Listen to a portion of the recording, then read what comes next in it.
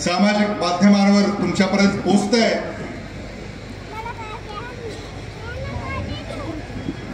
एक म्हणतो तिजोरीच्या चाव्या माझ्याकडे आहेत,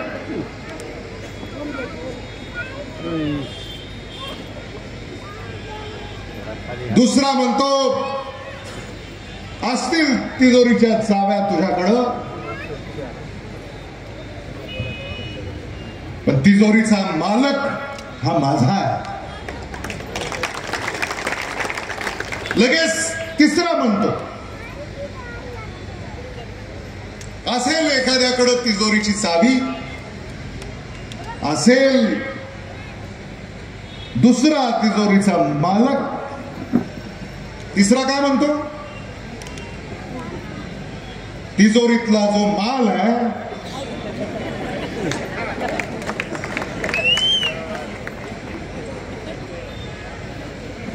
तो माझ्याकडे।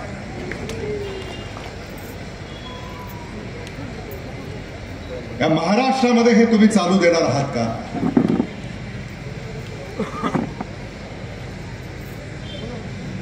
याचा विचार खऱ्या अर्थानं तुम्हाला गंगाखेडकरांना करायचा।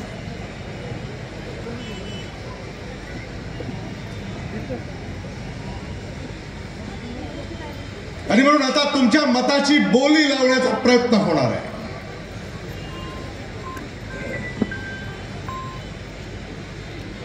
आमदार खरेदी केले, खासदार खरेदी केले, पक्ष खरेदी केले, तिथेच ते थांबले नाहीत। आता मतदारांना खरेदी करण्याची तयारी त्यांची सुरू झालेली आहे। मतदारांची खरेदी,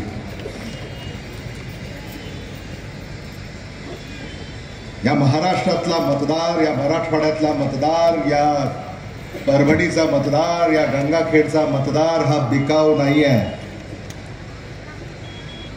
गंगाखेडच्या मतदारांना विकत घेणारा माळिका लाल अजून जन्माला यायचा,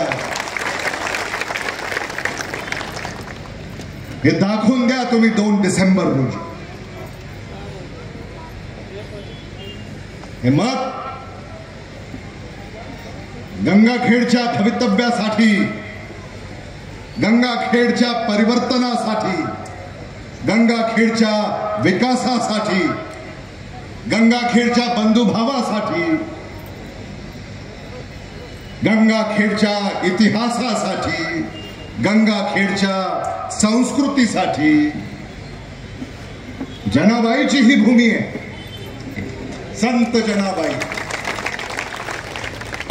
मराठवाडा ही संतांची भूमी म्हणून आपण ओळखतो,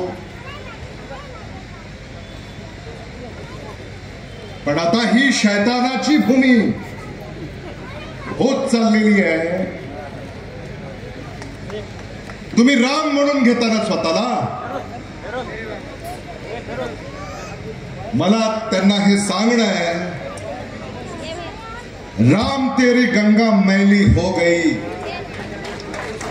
राम तेरी गंगा मैली हो गई, पापियों के पाप धोते धोते।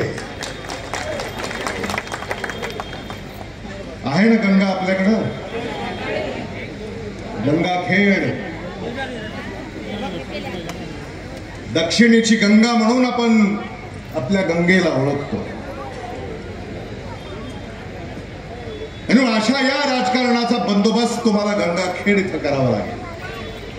गंगाखेड एक संदेश दिला पाहिजे। गंगाखेडच्या संदेशाला एक अनन्यसाधारण महत्व। तुम्ही एकदा इथून संदेश दिला की तो पहिल्यांदा जाईल नाशिकला, आणि मग दुसऱ्यांदा जाईल वाराणसी।